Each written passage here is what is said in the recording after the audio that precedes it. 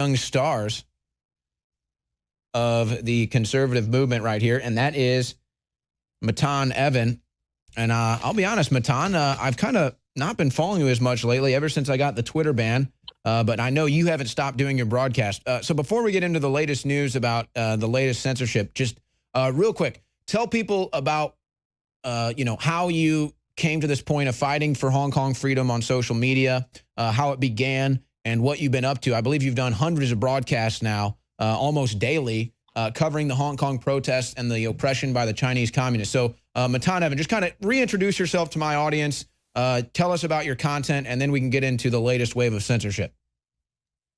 So a clip of me actually went viral, I think last year in October or November. And after that clip had gone viral on Twitter, I gained a little bit of a following on Twitter. And since then, I've been making sort of daily videos, or almost daily, on how the Hong Kong police, and obviously they're associated with China, have actually been attacking innocent protesters who've done nothing wrong, how the Hong Kong police have pepper sprayed the protesters in the face for no reason, and just other things similar to that, when it just doesn't add up and they shouldn't be doing it. And if I recall correctly, that picture right there was you at the Clippers game, and that was the viral clip when you did the bait and switch.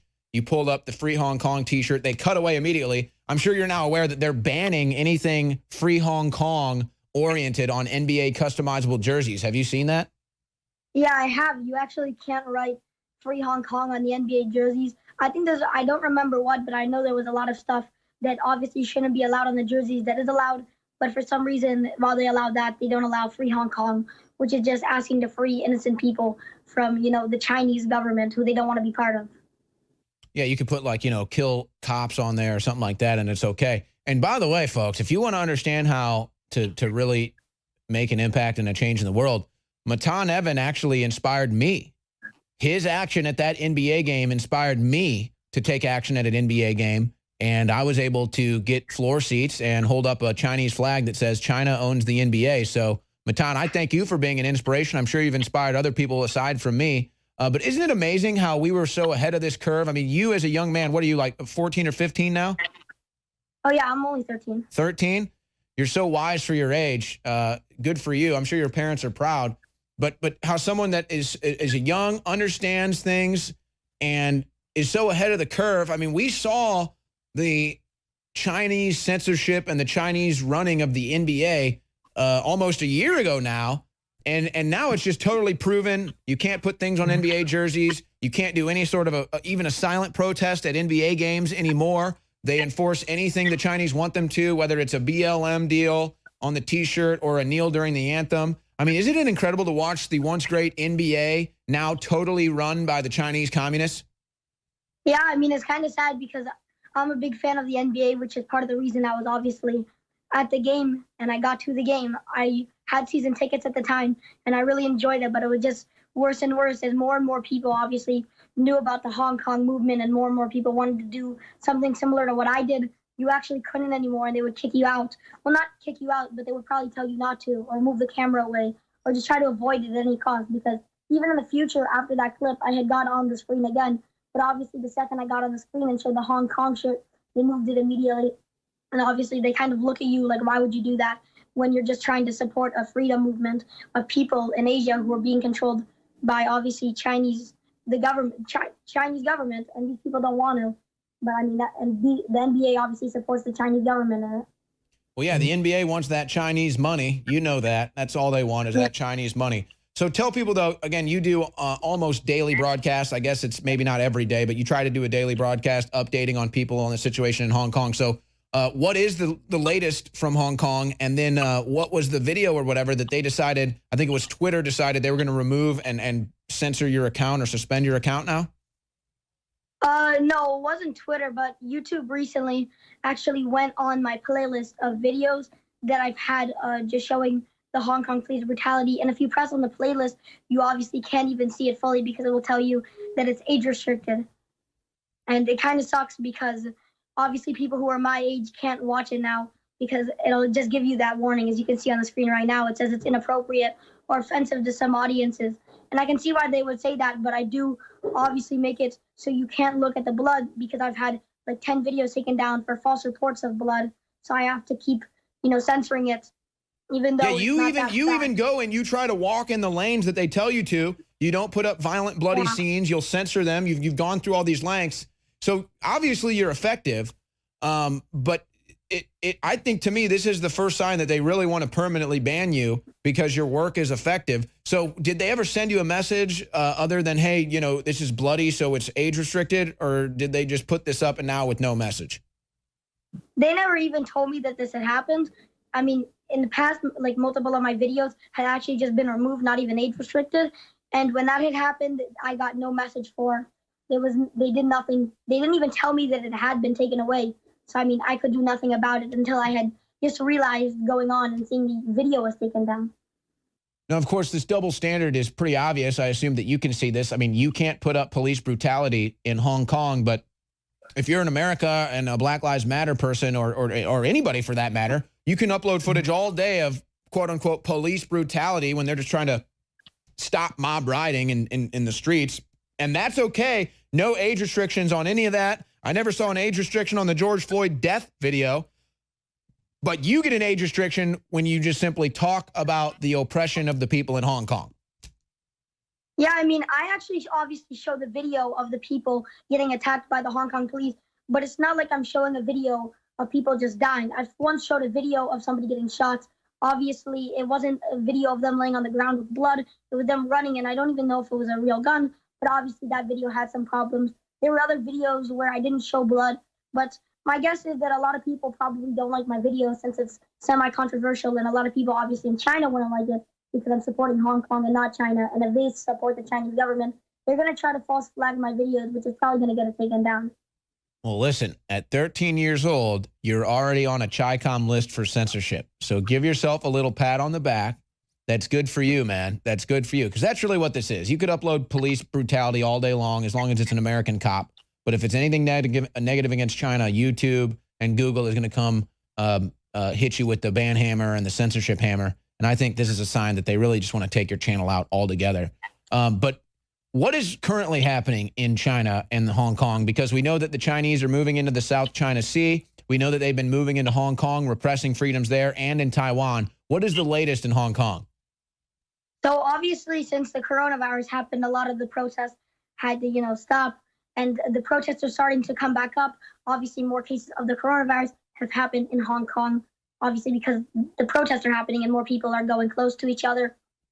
But the protests are starting to go up again. I remember the Chinese actually went up with a bill that is going to try, I think, censor people and also make it so you can't protest. And if you do protest, you can actually get life in jail, which is very bad, obviously, because now you're just going out on the streets and protesting for what you believe in. And in their case scenario, they're just protesting for their rights and freedom to be able to have their own country that they don't want stolen.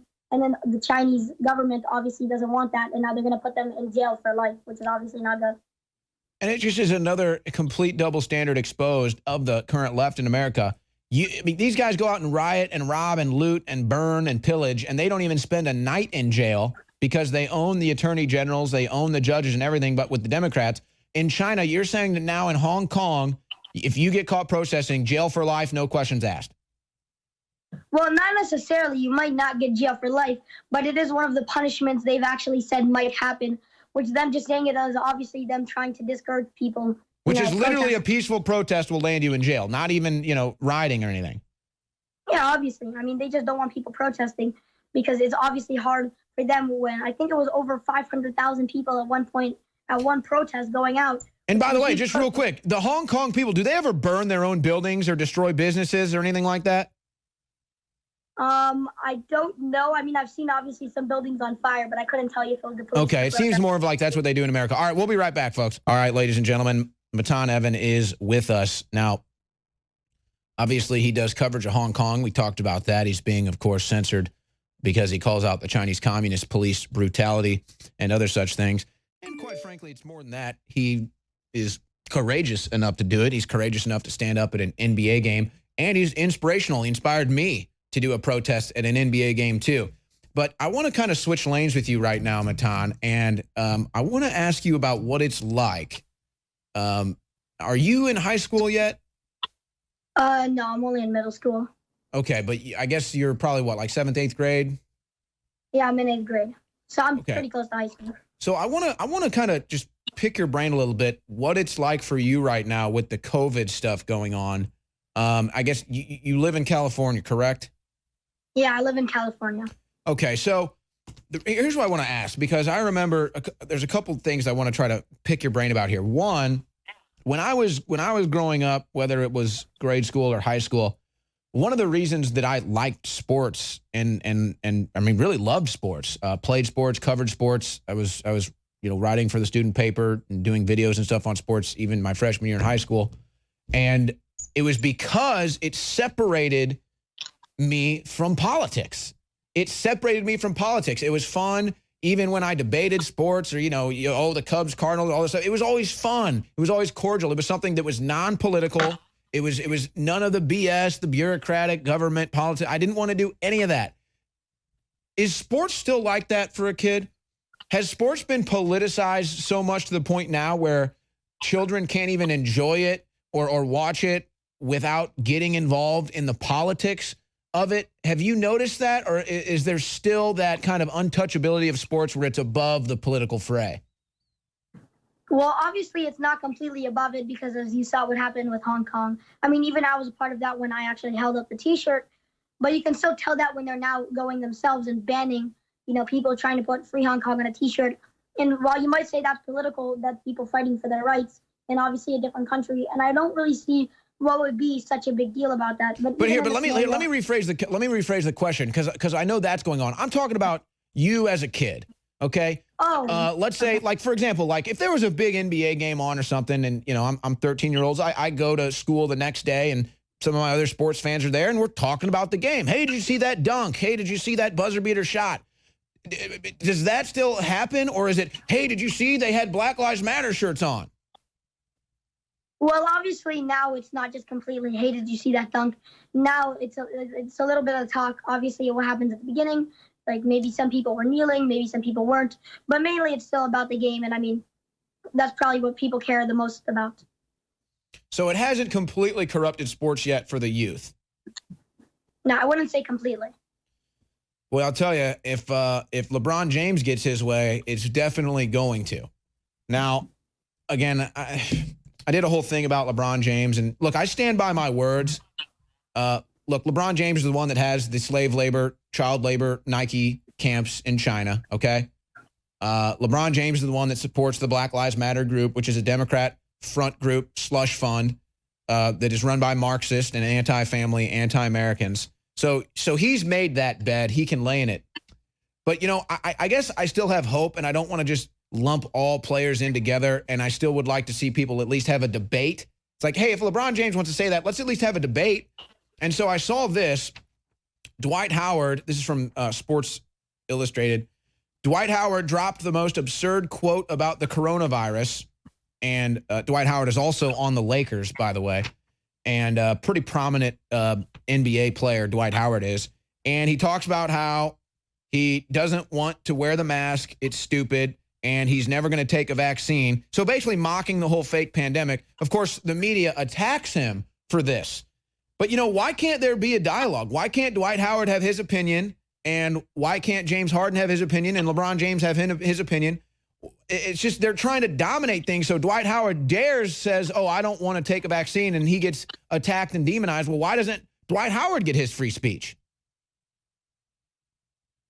I mean, if you're asking me, I think everybody should be allowed to have their own opinions. Obviously, while I might disagree with what Dwight Howard said, I still think he should be allowed to have his own opinion because it's America and we all have our right to the freedom of speech. It just is like, I feel bad for athletes because it these days, if you want to be ingratiated by the media and you want to get the shoe contracts and the media, promos and everything, you just have to be a total leftist. You have to be total establishment. And so if you're Dwight Howard and you say, hey, I don't want to take a vaccine, cancel him, he's bad. If you're James Harden and you wear a face mask for Blue Lives Matter, cancel him, he's bad. So, I mean, what I'm afraid of is these athletes are very influential for children. Now, whether they want to be or not, or they even consider that, I don't know.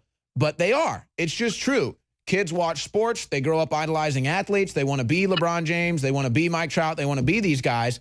And if they're constantly getting the leftist propaganda, I mean, do you see that when you talk to kids that are your age? Like, do you see them kind of spouting off the same leftist propaganda that they'll hear from a Steph Curry or hear from a LeBron James? Well, since I live in California, it's mostly leftist. So obviously, if I were to talk to somebody, no matter what I am, normally they'll be a leftist. But I don't know if the NBA has to do with it. It might, obviously. I mean, I know as a kid, I mean, I'm still a kid, but when I was younger, I had idolized the soccer player Messi. And I mean, even though I may not idolize him as much as before, people still idolize them. And if LeBron James were to come out and say this type of stuff, then obviously the children would probably listen if they're gullible. And a lot of children are. You know, there have been a couple sports, at least for the most part, that have avoided the leftist propaganda. Sadly, there has been some of that BS coming out of the PGA now. I thought that would at least remain sacrosanct, maybe not so much. But what about soccer? It's not too popular in the United States, at least not as popular on the world level. Do European soccer players or like Messi or Ronaldo, do they make any statements politically? Have you seen any of that? Did we lose him, guys? It looks like I think his screen froze there. Well, that's a shame. Probably the Chinese. The Chinese just gave him the old, just cut him. Bill Gates just said, cut his feed. We can't have a 13-year-old standing up against communism. We can't have a well-spoken 13-year-old standing up against tyranny. Shut that man down. Guys, let me know what Matan's status is. I just think it sucks because, and you know what, maybe the silver lining is kids are going to reject the politics that are being force-fed to them through the athletes, that maybe they won't be liberals and leftists. I don't know. I try to think it myself. I wouldn't even have been politically inclined either way. As soon as I start seeing political stuff in sports, I just would have turned it off. And I guess I would have just been disgusted by whatever the messaging is, but I don't know. I wonder because you're going to see kneeling during the anthem and all this stuff. Matan is back with us. We got 2 minutes left here, Matan. I was asking you, have soccer players, like world-renowned soccer players, do they get into politics? Do they make political statements? I haven't seen. I don't know about political statements about the U.S. Obviously, most soccer players aren't from the U.S. It's not that popular.